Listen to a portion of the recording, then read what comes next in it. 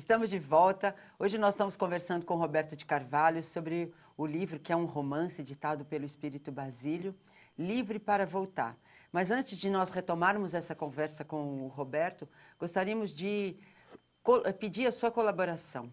Se você tem a disposição, a disponibilidade de nos auxiliar, mesmo sem sair de casa, você pode se associar ao Clube Amigos da Boa Nova, pelo telefone 0800 12 18 38 e colaborar para um mundo melhor.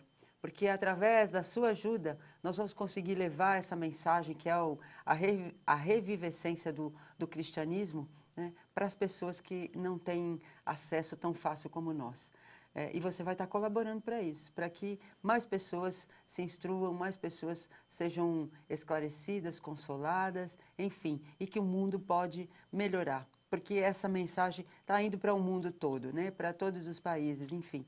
Então, nós temos a gratidão de tê-lo como sócio e se você puder convidar mais alguém a que se associe, nós agradecemos também. 0800 12 18 38. Bom, Roberto, vamos continuar falando desse romance, né? Nós estamos aqui, eu e a Thaís, né, que é a Thaís que está aqui conosco, interessadas muito nessa história aí, né? Porque, na verdade, se você pensar, também é a história da nossa humanidade, né? A gente começa a conhecer um pouco da história nossa através dessas experiências que eles nos trazem, né? Nós acabamos nos identificando, né, com os personagens. Esse é o objetivo do romance, né? Porque assim, o romance ele precisa se aprofundar. Há uma ideia equivocada de que o escritor de romance ele conhece superficialmente a doutrina. Olha, se existe escritor de romance que conheça apenas superficialmente a doutrina, ele precisa repensar, porque nós precisamos conhecer profundamente a doutrina. Se às vezes na história não é tão aprofundada assim doutrinariamente, é por orientação espiritual. Até para chamar a atenção de algumas pessoas que ainda não conseguem assimilar.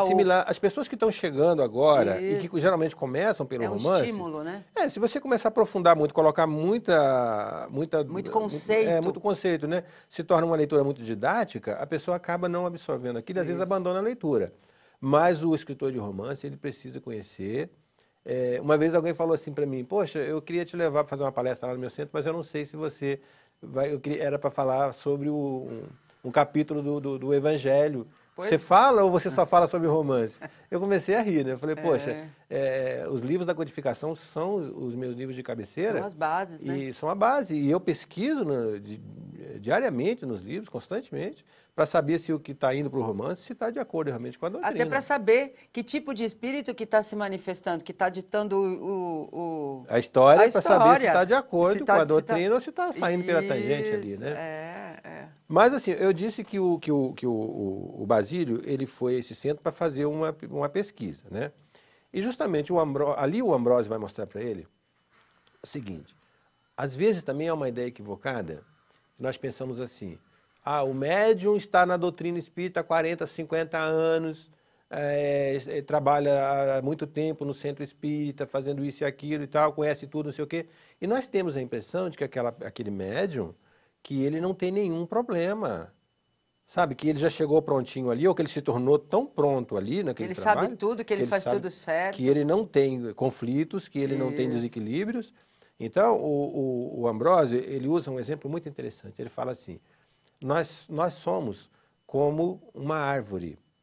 E a partir do momento em que nós tomamos consciência do que é a vida, que nós tomamos consciência do que são as leis universais, e de que a vida se pauta pelas leis universais, e nós começamos então a ter cuidado com o que plantamos, sabendo que vamos colher, ele disse, nós somos apenas, essa transformação é apenas a transformação nas folhas que estão no topo da árvore.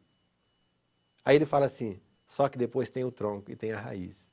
Então, nós só estaremos definitivamente evoluídos quando as nossas raízes estiverem com essa transformação.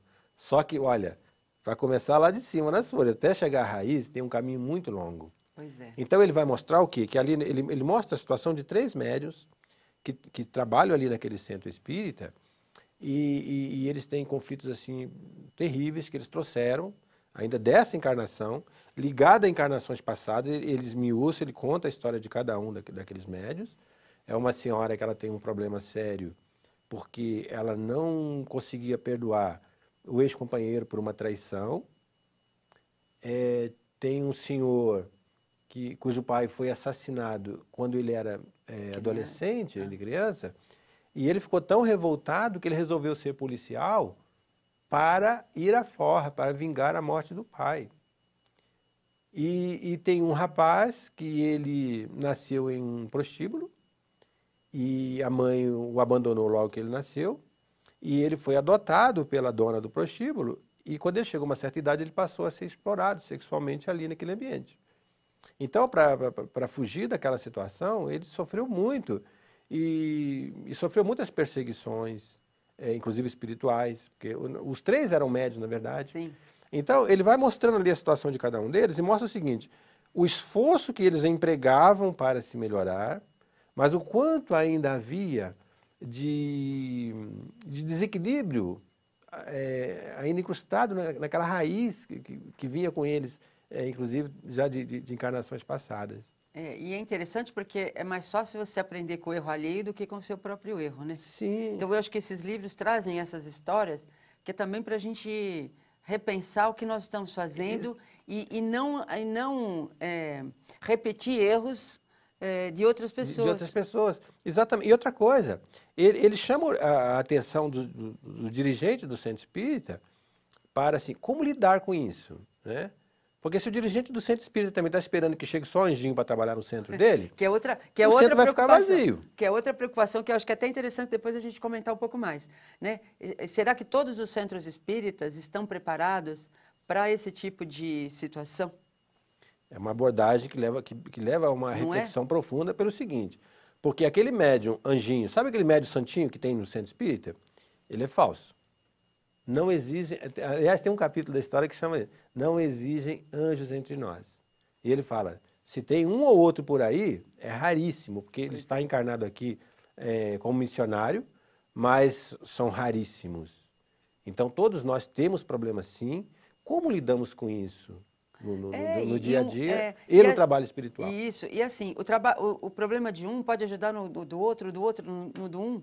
Então, nós podemos trocar experiências. Sim. Né? Trocar figurinhas, como diria, né? Isso, para resolvermos em conjunto os nossos problemas. Né? Mas nós vamos falar disso um pouquinho mais daqui a pouco, porque nós vamos a mais um breve intervalo e já voltamos.